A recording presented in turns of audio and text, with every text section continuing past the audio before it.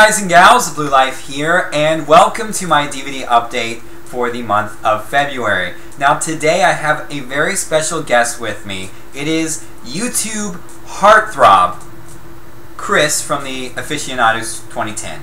Say hello, Chris. Thank you, my one and only fan over there in the corner that I keep tied up. Yes. I am Aficionados Chris, and I'm here to plug the Blue Life. If you're not subscribed, there's something the matter with you. Well, thank you for that plug. So, let's go ahead and get started. I've got about 6 DVDs and 8 Blu-rays to talk about today. So first up, I picked up about 4 Disney DVDs. Of course. I love Disney. I can't get enough of them. Matt would make love to Disney if he could. I probably would, yeah. Okay, first up is from the Wonderful World of Disney collection. It's the Bluegrass Special. And I got this for a pretty decent price on Amazon. And this is a fairly short movie, only 48 minutes long. But basically it's about a girl with a dream. She wants to become a jockey. And I haven't watched the whole thing. I watched a little bit of it. And, it's pretty decent, family movie. So yeah, I mean, there's really not much else to say about this. No special features at all, and the picture quality, from what I saw, wasn't that great. But it's just nice to have these little movies on DVD. Those are the gold ones, right? Well, the one I picked up is actually in the blue case. And that's a ripoff. Most of these wonderful treasure things have like a gold bar and shit. Yeah, most of the ones that you get from the Disney Movie Club are the gold ones. I think they came out with a few of these before they did the Disney exclusive, and they're the blue ones. So I have a Robin Hood one that's like that as well. I always want to see that Robin Hood version. Oh, it was quite good. I definitely recommend picking it up. You can get it fairly cheap. All right. That's mine. Alright, next up is 2,000 Leagues Under the Sea. And basically, this is just a whole lot of fun. It's a cheesy Technicolor treat. And I got this at Walmart for $7.50. It's a 2-disc set. And there are a ton of special features on this. You get audio commentary and radio spots and just a ton of featurettes on it. So I definitely recommend picking this up. It's just a whole lot of fun. I always wanted to see that one. I used to pass it by on VHS when I was a kid all the time. Yeah, I watched it a couple weeks back, and it was really good. It's got Kirk Douglas in it. Kirk Douglas? Yes. You mean the guy who talks like this? I don't know about that, but If you grew up with Animaniacs, you automatically got that reference. oh, I haven't seen Animaniacs in years. I remember it like it was yesterday. Oh, good show though, good show. Yes, it was. Alright, next up, these 2 Disney films I actually picked up at Best Buy for really cheap, $5 each. And the first one is The Best of the Mickey Mouse Club. Oh, Mickey Mouse! Yeah, and we're not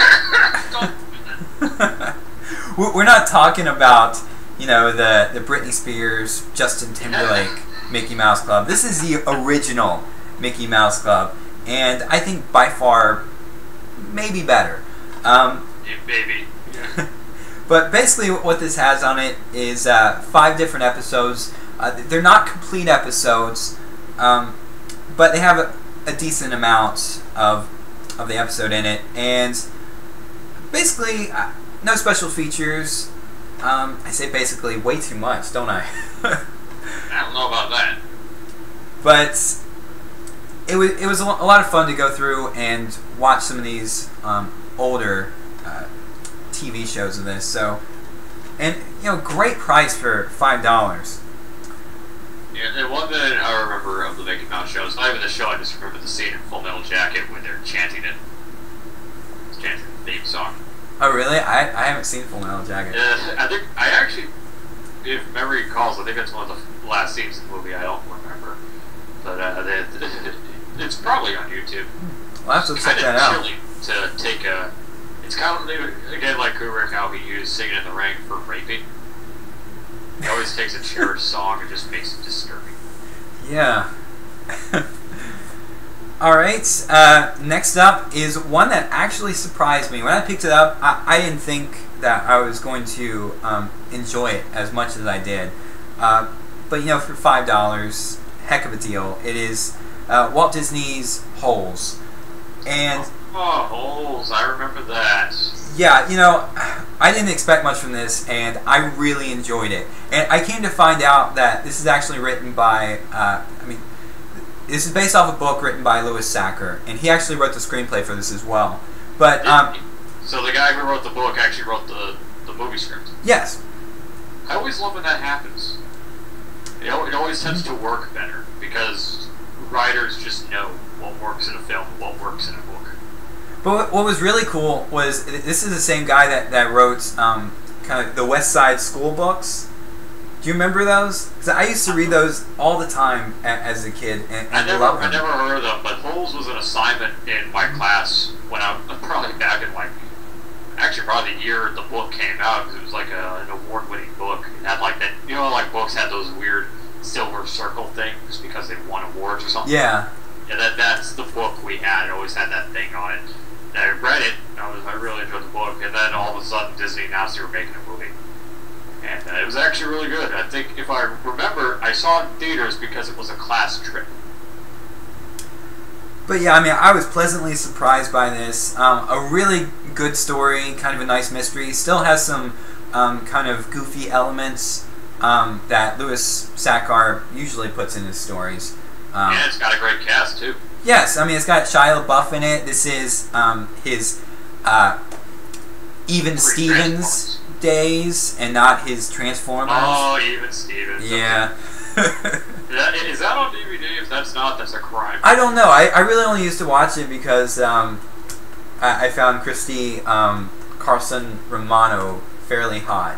What I love about the movie Holes is it proved my point that the last few years of Eartha Kitt were the crazy years, because now she plays Madame Zeroni, and I think a few years before she played the crazy woman in Ernest Scared Stupid. It's like you know, this is Catwoman, and all of a sudden years later she's playing crazy people. Yeah. Yeah, that's funny. And my last DVD is actually a television show. It is the Adventures of Merlin. This is actually the complete second season from the BBC. And that's the first season? I do have the first season. That's good. And you know, this is a show that you'll either love or hate. It kind of has a Smallville vibe to it. And you know, there are quite a few bad episodes here and there in it that really make you not want to watch the show anymore. But then right after, there are usually really good episodes. And I think compared to Season 1, Season 2 has some of the best episodes of the series. So really a fun show, you know, good special effects, great cast.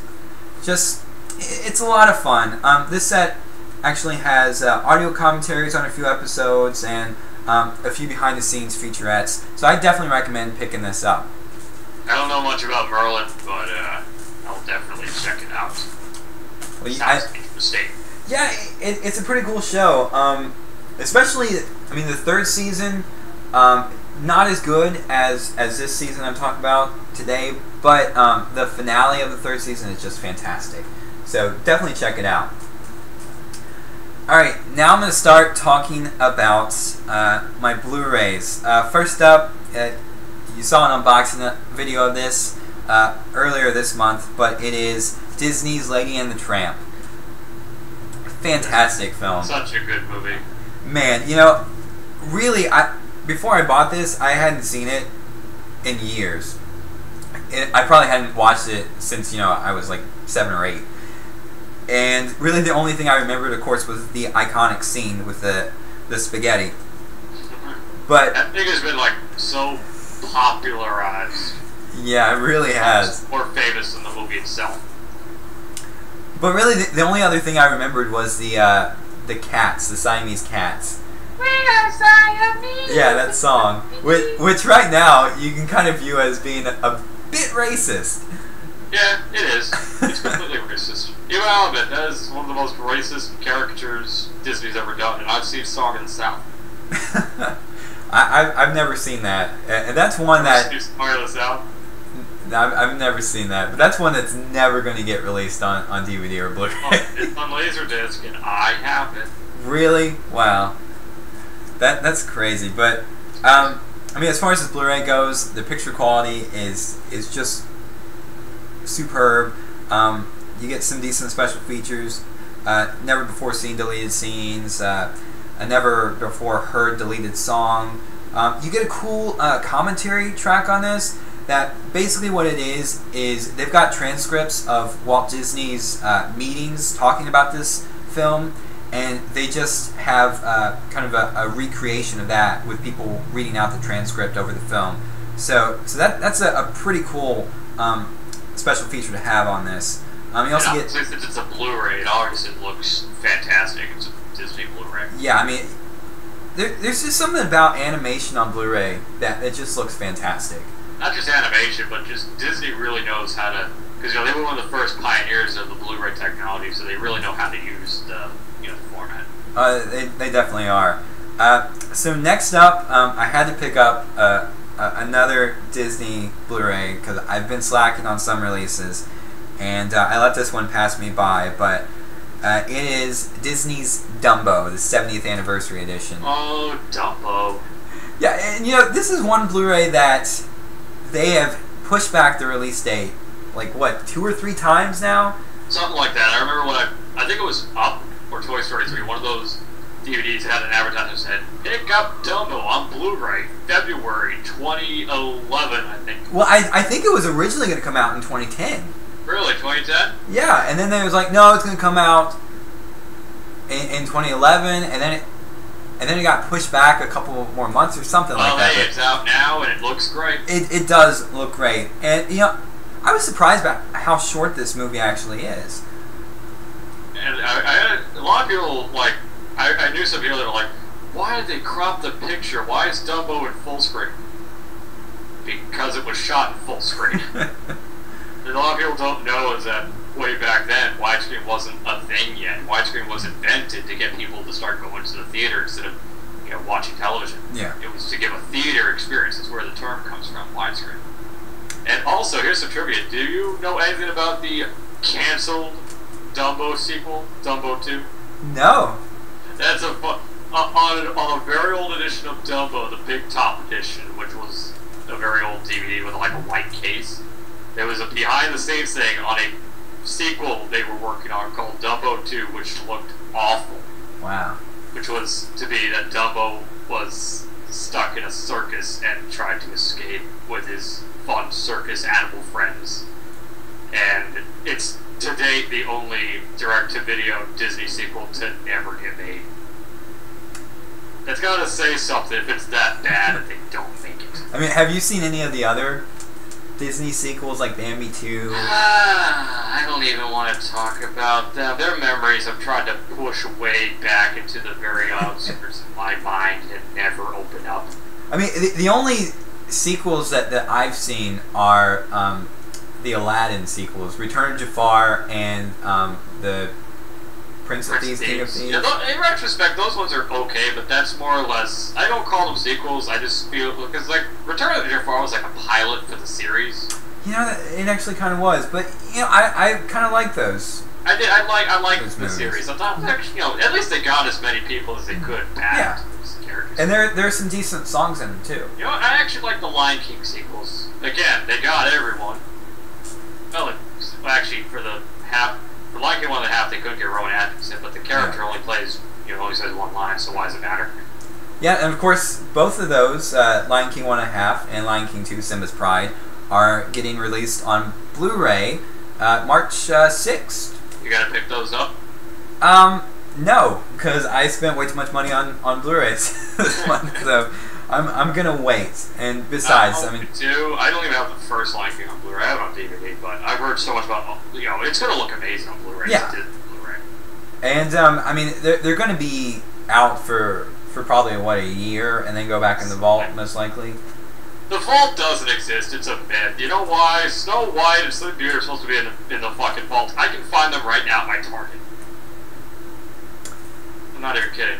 Well, yeah, you know, I picked up Snow White like after it was announced it was going to the vaults. I think that was around April when they said it was going back, but yeah, you can probably find them still in some stores here and there, but you can still find them. They're not, at least in my area, they're not that hard to come by.